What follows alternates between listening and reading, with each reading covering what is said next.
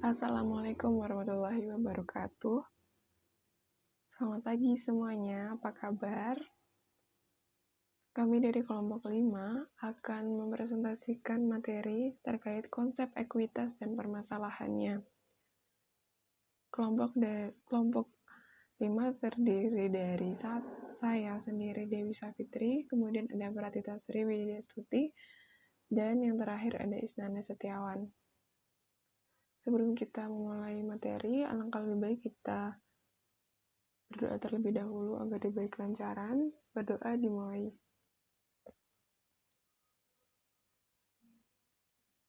Materi yang pertama akan saya sampaikan, yaitu terkait pengertian ekuitas. Menurut Ikatan Akuntansi Indonesia, ekuitas adalah hak residual atas aktiva perusahaan setelah dikurangi kewajiban. Definisi yang hampir sama pula dikemukakan oleh FASB. Ekuitas atau aset bersih adalah bunga residual dalam aset entitas yang tersisa setelah dikurangi kewajibannya. Ekuitas didefinisi sebagai hak residual untuk menunjukkan bahwa ekuitas bukan kewajiban. Ini berarti ekuitas bukan pengorbanan sumber ekonomi masa datang. Komponen ekuitas pemegang saham. Dari segi riwayat terjadinya dan sumbernya, ekuitas pemegang saham diklasifikasi atas dasar dua komponen penting, yaitu ada modal setoran dan laba ditahan. Modal setoran sendiri dipecah menjadi modal saham sebagai modal yuridis dan modal setoran lain. Tujuan penyajian ekuitas. Pada umumnya, tujuan pelaporan informasi ekuitas pemegang saham adalah menyediakan informasi kepada yang berkepentingan tentang efisiensi dan kepengurusan manajemen. Tujuan lain adalah menyediakan informasi tentang riwayat serta prospek investasi pemilik dan pemegang ekuitas lainnya. Informasi tentang kewajiban yuridis perseroan terhadap para pemegang saham dan pihak lainnya juga merupakan tujuan penyajian ekuitas pemegang saham. Untuk memenuhi tujuan tersebut, informasi yang disampaikan minimal sebagai berikut. 1. Sumber ekuitas pemegang saham beserta riwayatnya. 2. Peraturan yuridis yang membatasi pembagian dividen dan pengembalian modal setoran kepada pemegang saham. Dan yang terakhir, prioritas beberapa golongan pemegang saham atau pemegang ekuitas lainnya, atau urutan proteksi. Pembedaan modal setoran dan laba ditahan. Klasifikasi ekuitas pemegang saham menjadi modal setoran dan laba ditahan sebenarnya merefleksi pembedaan atas dasar sumber. Ditinjau dari sumber, ada beberapa komponen yang membentuk ekuitas pemegang saham, yaitu yang pertama, jumlah rupiah yang disetorkan oleh pemegang saham. Yang kedua, laba ditahan yang merupakan sisa laba setelah pembagian dividen. Kemudian yang ketiga, jumlah rupiah yang timbul akibat apresiasi atau revaluasi aset spesies tertentu. Yang keempat, jumlah rupiah donasi dari pihak pemegang saham, dan yang terakhir ada sumber lainnya. Laba ditahan pada dasarnya adalah terbentuk dari akumulasi laba yang dipindahkan dari akun ikhtisar laba rugi. Begitu saldo laba ditutup ke laba ditahan, sebenarnya saldo laba tersebut telah lebur menjadi elemen modal pemegang saham yang sah. Seperti juga modal setoran, laba ditahan menunjukkan sejumlah hak atas seluruh jumlah rupiah aset, bukan hak atau jenis aset tertentu. Dengan demikian, untuk mengukur seluruh hak pemegang saham atas aset, laba ditahan harus digabungkan atau ditambahkan dengan modal setoran. Pembedaan antara dua bagian elemen ekuitas pemegang sangat penting.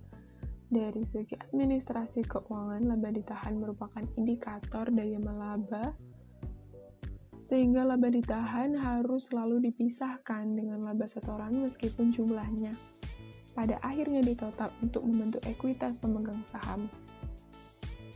Pembedaan ini penting secara yuridis karena modal setoran merupakan dana dasar atau basic fund yang harus tetap dipertahankan untuk menunjukkan perlindungan bagi pihak lain. Dana ini hanya dapat ditarik kembali dalam likuidasi atau dalam keadaan luar biasa. Sementara itu, laba ditahan adalah jumlah rupiah yang secara yuridis dapat digunakan untuk pembagian dividen. Apa sih modal yuridis itu? Modal yuridis timbul karena ketentuan hukum yang mengharuskan ada sejumlah rupiah yang harus dipertahankan dalam rangka perlindungan terhadap pihak lain.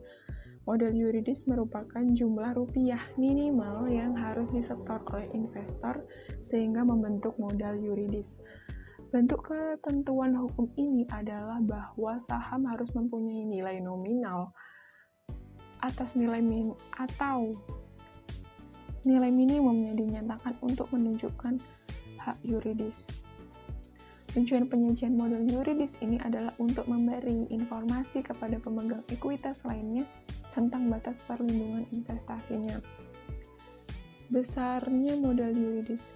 Modal saham menunjuk jumlah rupiah perkalian antara cacah saham beredar dengan nilai nominal per saham.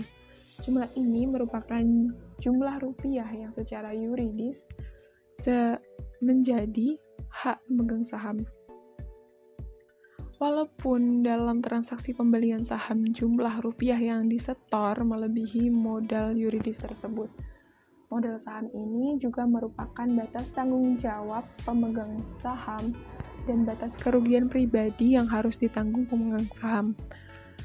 Artinya, dalam hal terjadi likuidasi, pemegang saham tidak dapat menuntut pembagian kekayaan atas dasar modal yang disetor. Modal setoran lain.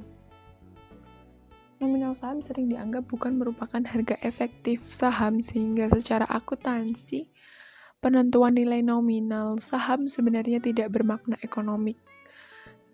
Karena tidak bermakna ekonomik, saham dapat diterbitkan tanpa nilai nominal, no per stock. Ada dua alasan penerbitan saham tanpa nilai nominal. Yang pertama, untuk menghindari utang bersyarat dalam hal saham terjual di bawah harga nominal. Yang kedua, tidak ada hubungan antara nilai nominal dengan harga pasar saham. Namun demikian, penerbitan saham tanpa nilai nominal ini dapat menimbulkan persoalan, khususnya dalam hal perusahaan dilikuidasi karena akan sulit untuk menentukan dasar pembagian kekayaan perusahaan. Di samping itu, perlindungan bagi kreditor menjadi tidak jelas, karena seakan-akan tidak ada batasan jumlah rupiah yang dapat dibagikan kepada pemegang saham dalam bentuk dividen dan likuidasi modal. Yang lebih tidak menguntungkan lagi bagi kreditor dan pihak berkepentingan lainnya adalah bahwa saham tanpa nilai nominal dijual dengan harga yang sangat rendah semata-mata untuk tujuan penggeseran kepemilikan atau mempengaruhi harga saham. Walaupun praktik akuntansi dalam kenyataannya memecah modal setoran menjadi modal saham dan modal setoran lain, modal saham sebenarnya tidak harus menunjukkan modal yuridis karena modal saham dapat berbeda jumlahnya dengan modal yuridis. Berapapun besarnya modal yuridis, modal ini harus dipisahkan dengan yang lain. Menurut konsep yang disebut fund trust theory, pada prinsipnya menyatakan bahwa harus ada batas jumlah rupiah maksimum yang dapat didistribusi secara yuridis kepada pemegang saham dalam kondisi perusahaan berjalan normal, kecuali dalam hal perusahaan likuidasi. Jumlah maksimum ini tidak harus sama dengan modal saham. Perubahan modal setoran. Tujuan utama perekayasaan akuntansi modal setoran ini adalah untuk membedakan secara tegas antara perubahan akibat transaksi operasi dan perubahan akibat transaksi modal.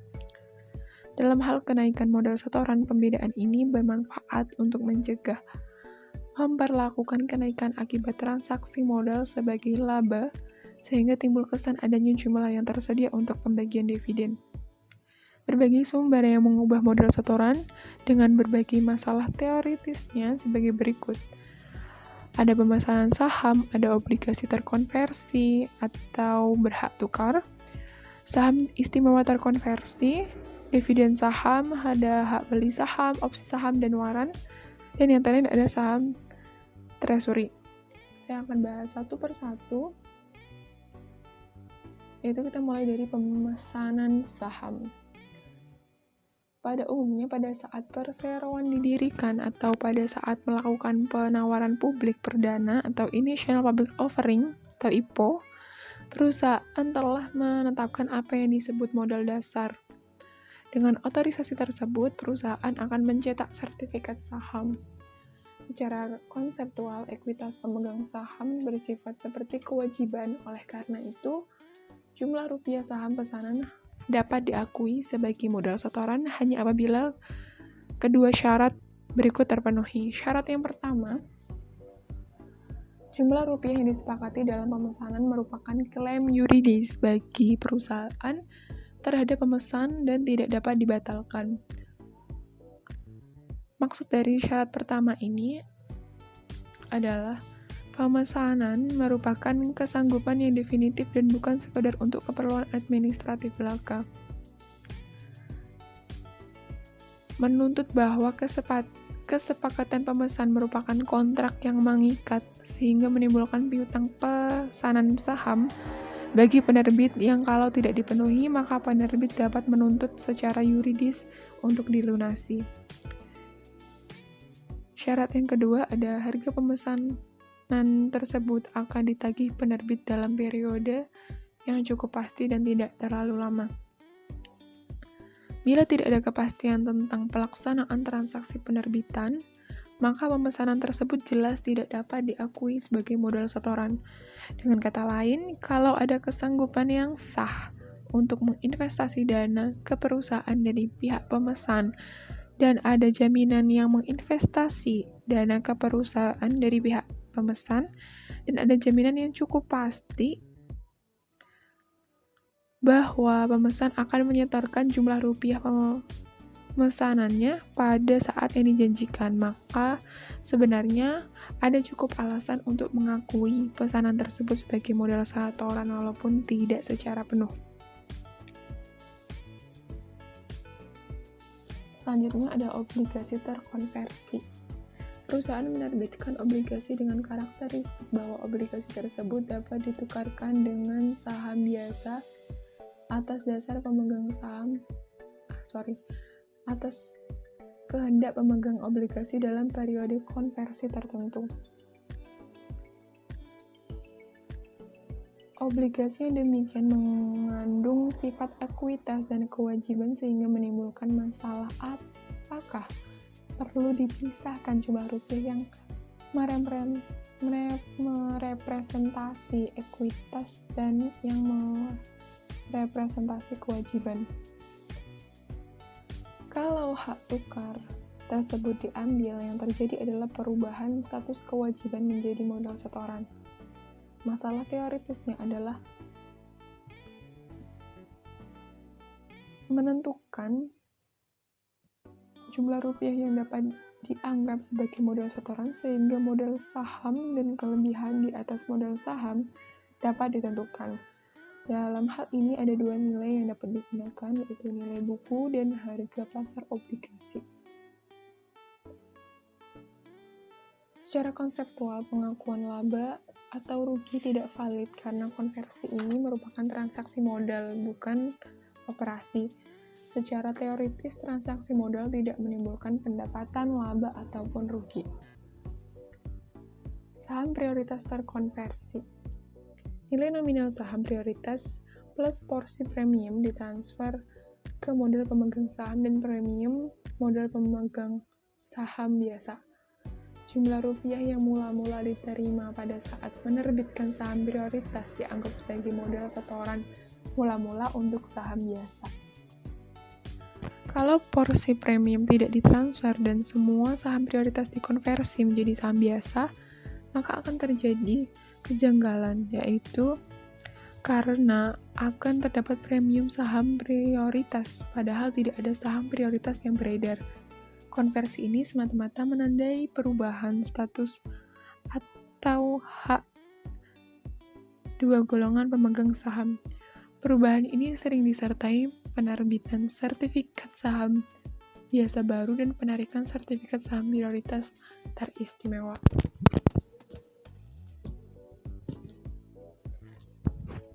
Selanjutnya ada dividen saham. Dividen saham adalah distribusi atau dalam bentuk saham yang sejenis dengan saham yang mula-mula diterbitkan.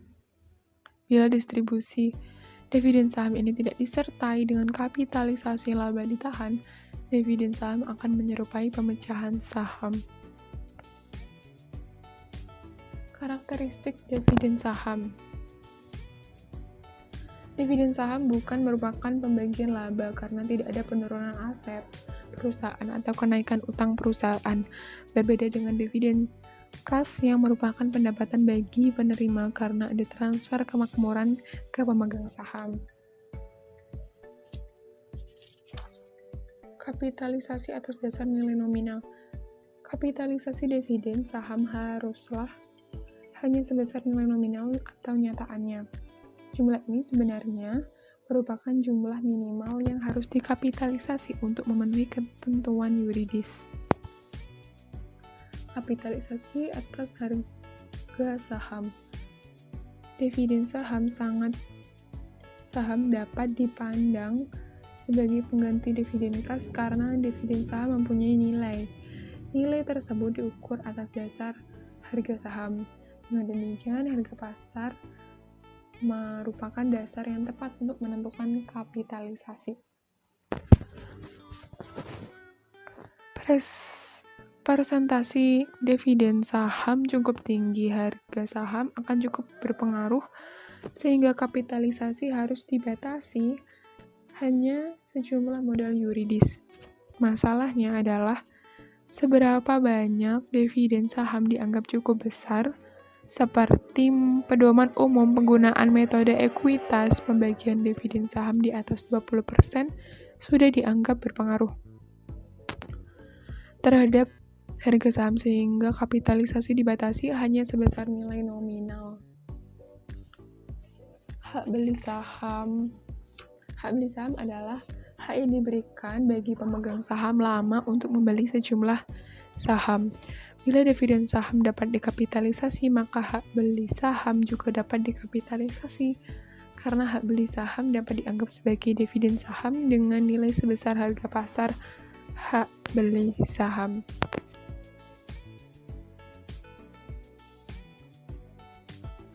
Selanjutnya ada opsi saham. Secara umum, opsi diartikan sebagai klaim untuk membeli atau menjual saham tertentu yang sengaja diciptakan oleh investor untuk dijual ke investor lain. Terdapat dua macam opsi, yaitu ada call and put. Opsi call itu memberi hak membeli dan opsi put itu memberi hak menjual. Secara khusus, opsi saham adalah semacam kontrak yang memberi hak kepada karyawan perusahaan untuk membeli saham perusahaan dalam jangka waktu tertentu dengan harga pasar tertentu pula. Dalam hal opsi saham karyawan, ada kalanya harga pengambilan begitu rendahnya dibanding harga pasar sehingga selisihnya dapat dipandang sebagai kompensasi atau imbalan jasa karyawan. Dengan demikian, masalah akuntansi yang berkaitan dengan opsi saham karyawan adalah: yang pertama, apakah manfaat yang didapat oleh karyawan dari opsi saham merupakan kompensasi tambahan? Yang kedua, kalau merupakan kompensasi tambahan, bagaimana mengukur kompensasi tersebut? Dan yang ketiga, kapan ada atau dalam periode mana tambahan kompensasi tersebut dapat diakui sebagai biaya, gaji, atau upah? Opsi saham non-imbalan. Pendapat umum menyatakan bahwa opsi saham pada dasarnya mengandung unsur kompensasi tambahan kepada karyawan. Manfaat yang diperoleh karyawan Jadi mengambil opsi atau membeli saham dengan harga opsi yang lebih rendah dan dari harga saham bersangkutan merupakan elemen kompensasi seandainya elemen tersebut dapat diukur dengan cukup teliti. Menurut APB Opinion nomor 25 pasal 7 menentukan bahwa opsi saham dapat dikategorikan sebagai non-imbalan kalau keempat karakteristik program opsi saham berikut ini dapat dipenuhi. Yang pertama, hampir seluruh karyawan penuh yang memenuhi kualifikasi jabatan terbatas boleh berpartisipasi dalam program opsi saham. Yang kedua, karyawan mempunyai hak membeli saham dalam jumlah yang sama atas dasar persentase tertentu.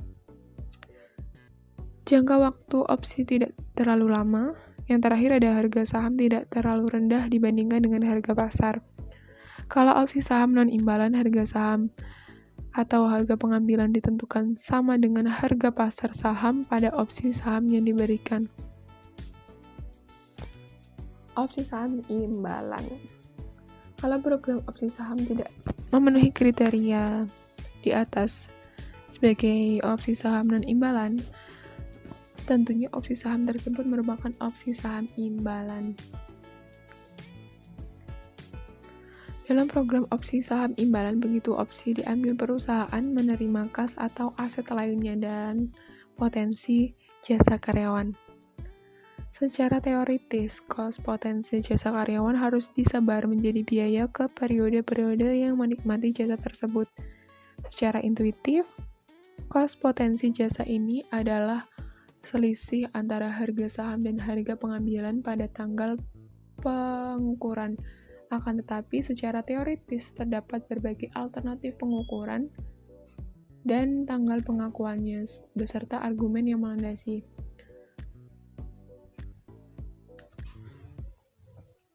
Selanjutnya adalah waran. Perusahaan dapat juga menjual hak beli saham kepada non-pemegang saham dengan menjual kupon pembelian saham atau waran.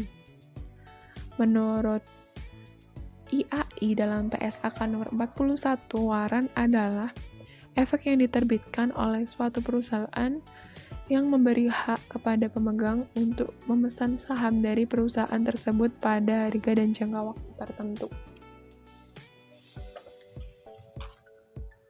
Karena terdapat aliran masuk dana, jumlah rupiah yang diterima dari penjualan kupon saham dapat diakui dan dikategorikan sebagai saham setoran, baik sebagai modal saham atau setoran lain atau agios saham.